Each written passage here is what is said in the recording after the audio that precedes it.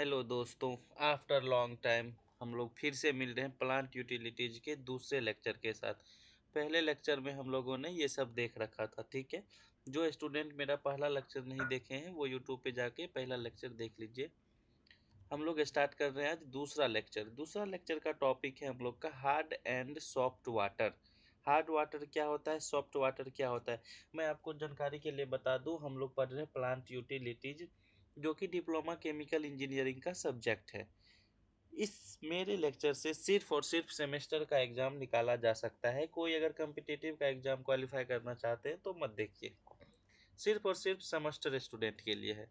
Hard and soft water की बात करें तो हार्ड वाटर जो है ये आपका water containing the dissolve salts और calcium and magnesium is called as hard water. Hard water जो आपका होता है वैसे वाटर को कहते हैं जो वाटर कैल्शियम और मैग्नीशियम का साल्ट कंटेन करता है।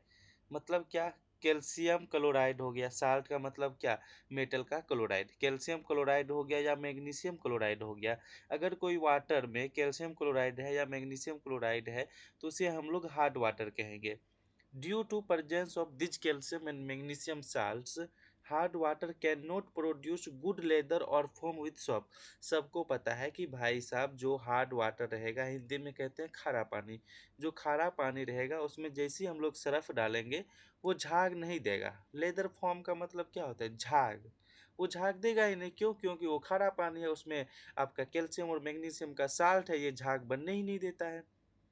तो यही कहता है कि खारा पानी में जैसे ही आप सौंप डालेंगे तो वो आपको गुड लेदर फॉर्म नहीं करेगा। Hardness in water is that characteristics which prevents the lathering of soap. Water के हार्डनेस की वजह से, वाटर का जो हार्डनेस है वो सॉप को फोमिंग करने से रोकता है। ये है आपका हार्ड वाटर। हार्ड वाटर किसे कहेंगे, वैसा वाटर जो सोड कैल्शियम एंड मैग्नीशियम का साल्ट कंटेन करता हो, जिसके अंदर कैल्शियम या मैग्नीशियम का साल्ट उपस्थित हो, उसे हार्ड वाटर कहेंगे। ठीक है। अब आते हैं सॉफ्ट वाटर के ऊपर। सॉफ्ट वाटर क्या होता है, water which does not, sir आप एक काम करो, लेजर ले लो, laser point. Soft water, water which does not contain any of the calcium और magnesium salt dissolve in it is called as a soft water. मेरे दोस्त सॉफ्ट वाटर जस्ट इसका अपोजिट है, कि वैसा वाटर जिसके अंदर कैल्शियम या मैग्नीशियम का साल्ट उपस्थित नहीं हो, कैल्शियम आयन ही उपस्थित नहीं हो, मैग्नीशियम आयन ही उपस्थित नहीं हो, तो वैसे वाटर को हम लोग कहेंगे सॉफ्ट वाटर। सॉफ्ट वाटर अच्छा फॉर्म क्रिएट करता है। अब भाई साहब हार्डनेस का कारण क्या है, क्यों पानी में हार्डनेस होता है? ये अगर कैल्शियम और मैग्नीशियम जो आया है वो पानी के अंदर आता कैसे है? सबको पता है कि सर आपका जो रेन वाटर है, rain water absorbs carbon dioxide from air and also from decaying plants on soil. जब वर्षा होता है तो वर्षा का पानी आसमान से होते हुए जमीन पे आता है।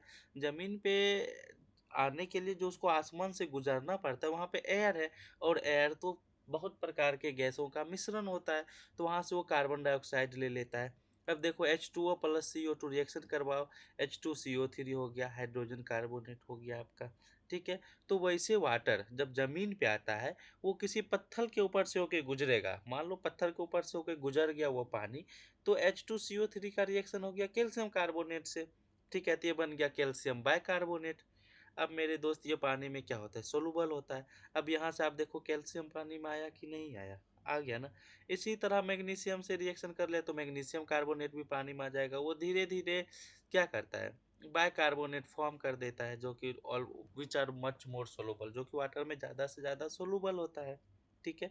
तो हम लैंग्वेज क्या लिखे हैं, rain water absorbs carbon dioxide from air and also from decaying plants on soil। Such water when flow over the rocks containing calcium and magnesium carbonates react slowly with these substances forming bicarbonate which are much more soluble। Okay, on the surface layer there are also chlorides and sulfates of calcium and magnesium and these salts are soluble in water। ये सब तो पढ़ने वाला चीज़, आप पढ़ लीजिएगा समझ में आ जाएगा भाई, इतना आसान लैंग्वेज लिख दिया हूँ। दस water flowing over rocks and surface layer contains bicarbonate. Same है, किसी रॉक के ऊपर से अगर फ्लो कर रहा है तो बाइकार्बोनेट, क्लोराइड या सल्फेट या कैल्शियम एंड मैग्नीशियम जो डिजॉल्व रहता है वो सब वाटर में चला जाता है, तो ऐसे वाटर को हम लोग हार्ड वाटर कहेंगे। विच does not produce good leather, जो कि साबुन के साथ, सरफ के साथ अच्छा फॉर्मिंग क्रिएट नहीं करेगा। तो ये सॉप होता क्या है? सॉप की अगर बात करें तो साबुन जो आपका, shop is a mixture of sodium salt of fatty acid. Fatty acid का जो सोडियम साल्ट होता है उसका मिक्सचर है, like asterisk acid, oleic acid, palmitic acid, etc. Shop मतलब क्या? सॉप मतलब sodium salt is soluble in water and foam leather due to which it has cleaning property. Okay, when soap is added to hard water containing calcium and magnesium salt। अब देखो, जब साबुन को hard water में डाला जाता है तो हार्ड वाटर जो है कैल्शियम और मैग्नीशियम का साल्ट कंटेन करता है, that is calcium Ca++ and Mg++ ion। insoluble calcium and magnesium salts are obtained by double decomposition। अब ये देखो, ये इसका रिएक्शन है, सोलुबल सोडियम एस्टीरेट दैट इज जो कि आपका साबुन है, ये इनसोलुबल कैल्शियम एस्टीरेट है।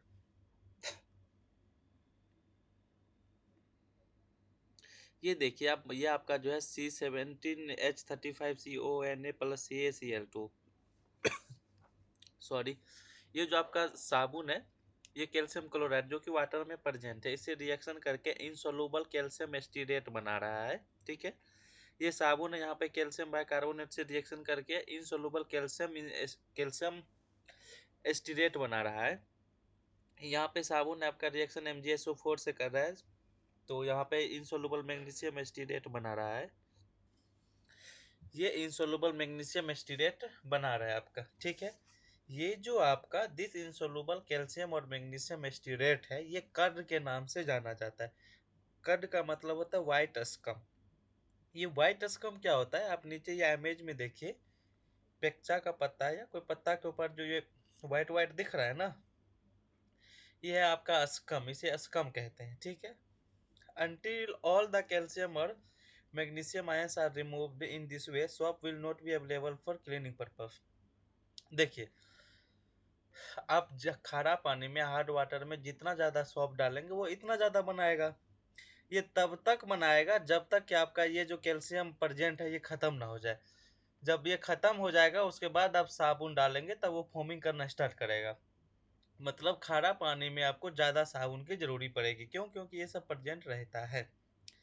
Moreover, clothing washed with soap in hard water gets dingy।